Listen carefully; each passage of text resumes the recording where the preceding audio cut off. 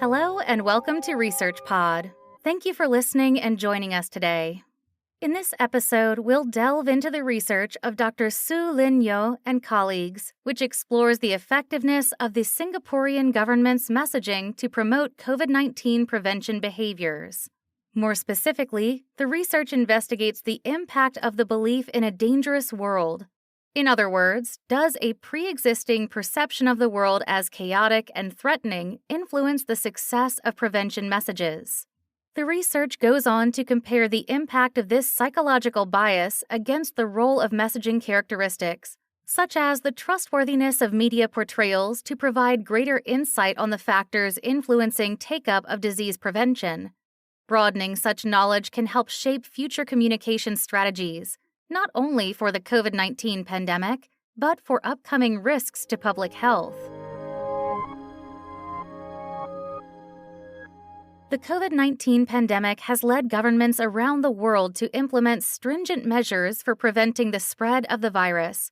These have included border closures, nationwide lockdowns, and shutting down offices and public places. Before the development of the vaccine, the only way to stem the spread was to encourage the population to adopt disease prevention behaviors, from social distancing to hand washing. Public reactions to health crises depend on many psychological and social factors.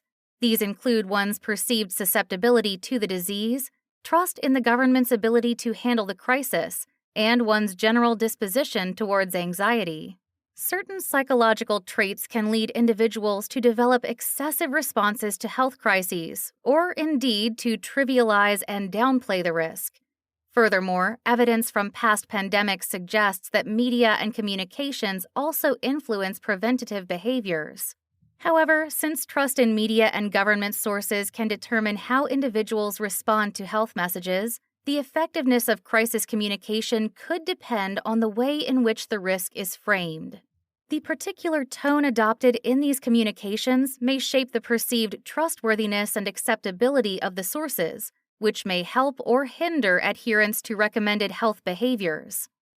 During the breakout of COVID-19, international news media reported the emergence of a high fatality rate, geopolitical tensions, and panic buying. These sorts of messages about risk can increase people's threat perception, which is shown by behavioral studies research to encourage preventative action, even when the government does not mandate such behavior.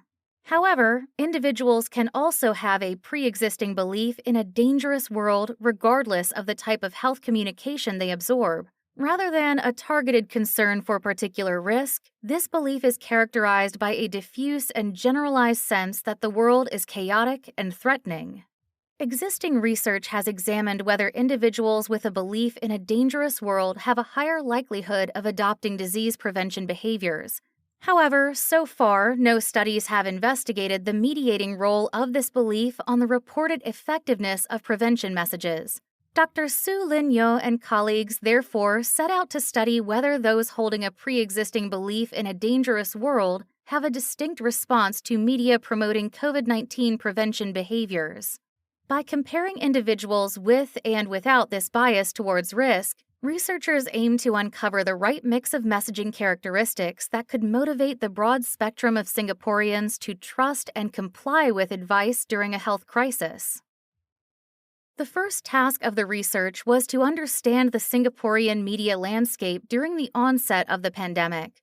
To gain this insight, a content analysis was conducted with over 7,000 COVID-related news headlines from March 2020, published by the two major English press organizations in the country, The Straits Times and Channel News Asia. This pre-study validated the researchers' assumption that the Singaporean public was exposed to ubiquitous messaging emphasizing the danger presented by the virus.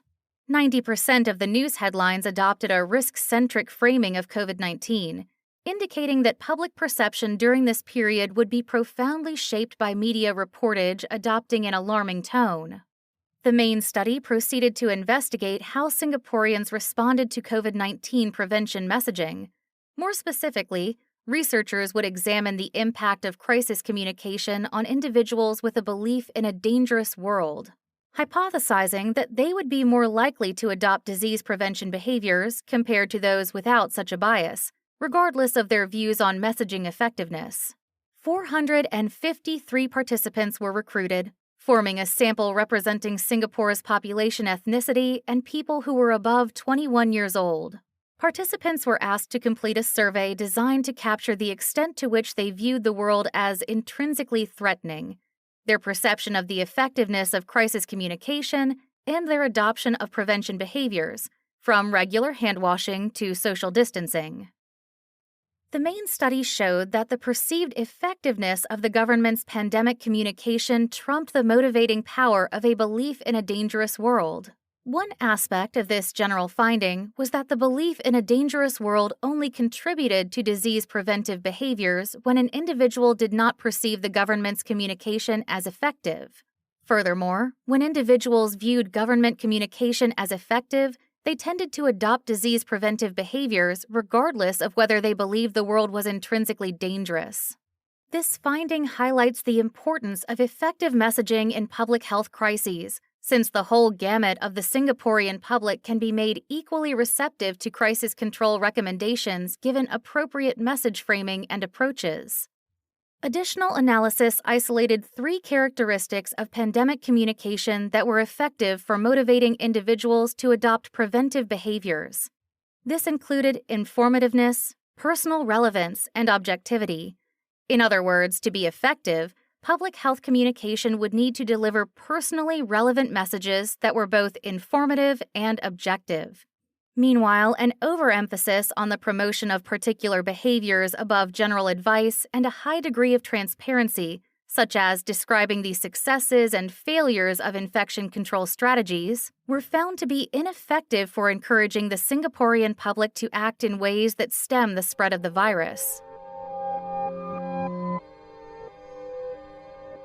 Overall, the research demonstrates that effective communication is the lifeblood of the Singaporean government's attempts to halt the spread of coronavirus.